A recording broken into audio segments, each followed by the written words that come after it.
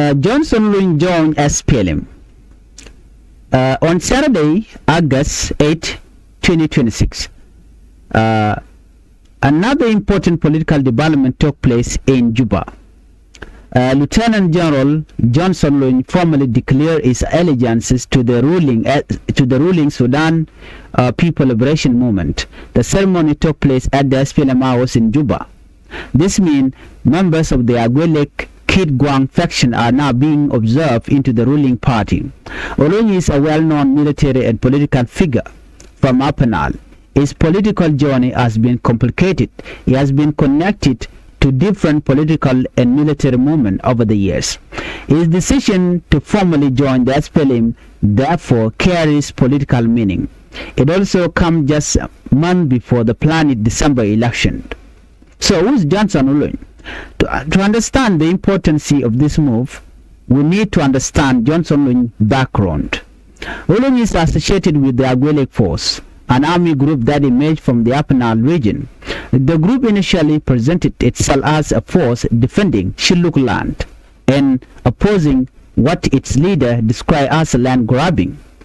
Over time, the political and military situation changed. Olony later became connected to Dr. Riek Machar, Sudan People Liberation Movement in opposition or SPLM-IO leader.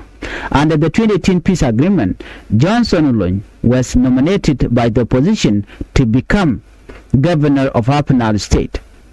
However, President Salva Kiir Mayardit rejected his nomination. This became one of the political disagreements surrounding the implementation of the peace agreement. Johnson Olony's political relationship with Dr. Machar later changed, and in 2021 he became involved in the Kid Gwang Declaration. That event became an important moment in the history of the SPLM-IO. So, what was the Kid Gwang Declaration? In August 2021, General Simon Gadwidwell and other SPLM-IO commander announced what became known as the Kid Gwang Declaration. The commander challenged first Vice President Dr. Riek Machar leadership of the SPLM-IO. Simon Gadwidwell became the leader of the breakaway faction.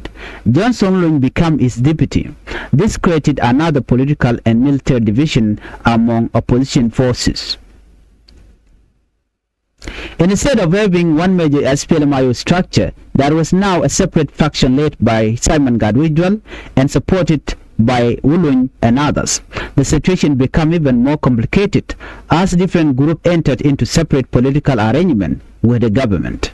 In January 2022, Simon Gadwidwell and Olony separately reached agreement with the government of President Salva Kiir Mayardit, but the relationship later broke down. This shows how quickly political alliance can change in South Sudan. A person who is an opposition figure at one point can later enter into an agreement with the government. A military commander can become part of the national army, and a former opposition figure can eventually join the ruling political party.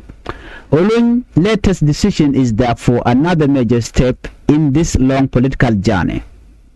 In May 2023, Johnson Olony returned to Juba after reaching an understanding with President Salva Kiir Mayardit government.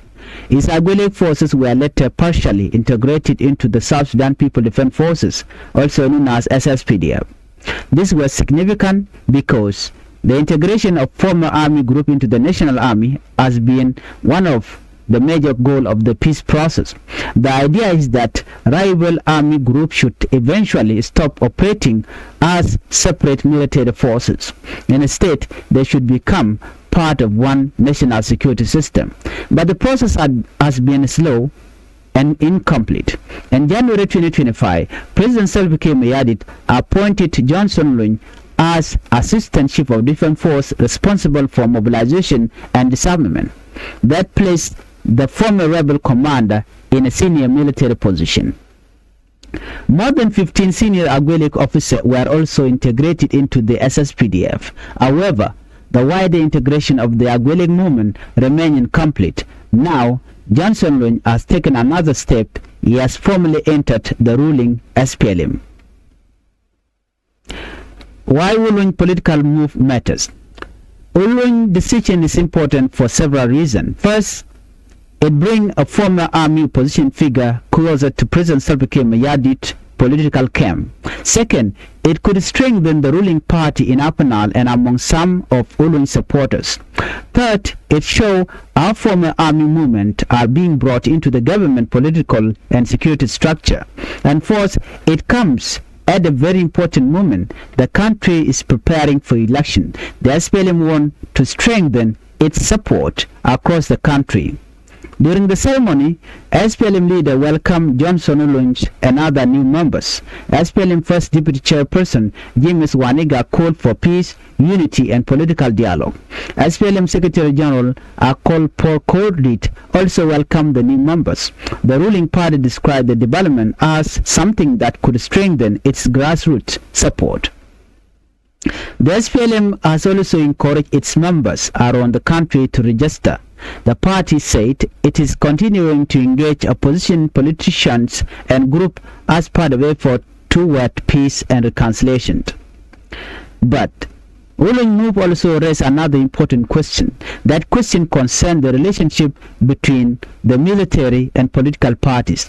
South Sudan Transitional Constitution said the SSPDF should be a non-partisan national institution. In simple terms, the National Army is not supposed to belong to one political party. The Constitution also requires a separation between military duties and partisan political activities. The Political Parties Act also places a restriction on the members of organized force and law enforcement agencies joining political parties. This creates an important issue. Johnson Olony is a senior military figure. At the same time, he has now formally declared allegiances to the SPLM. So how should his military position and political position be separated? This is likely to become an important question as the election approaches. The issue is not only about Johnson Olony personally, it is about the larger principle of whether military institutions can remain neutral during an election. An election becomes more credible when security forces are seen as serving the country rather than one political organization. That is why the relationship between military services and political membership matters. The SPLM sees the situation differently. From the party perspective, bringing new members into the movement is part of political organization and reconciliation. The party said it wants peace and unity. It's also preparing for election. The ruling party has a large political structure across South Sudan. It has governed the country since independence. The party is now trying to prepare its members and supporters for the December vote. The inclusion of former army group members could therefore be part of a broader political strategy. And instead of keeping former army movement outside the political system, the government is bringing some of their leaders and members into its political structure. Supporters may see this as a reconciliation, critics may see it as the government expanding its political influence before the election. Both interpretations are now part of the political debate. Well, if we step back and look at both development together, we can see a larger pattern. On one side, the government is changing the legal framework to make election possible. On the other side, it is strengthening political relationship with former army group and opposition figures. This is happening while South Sudan is preparing for the December 2026 election. Thank you for watching, and let's meet on the next report.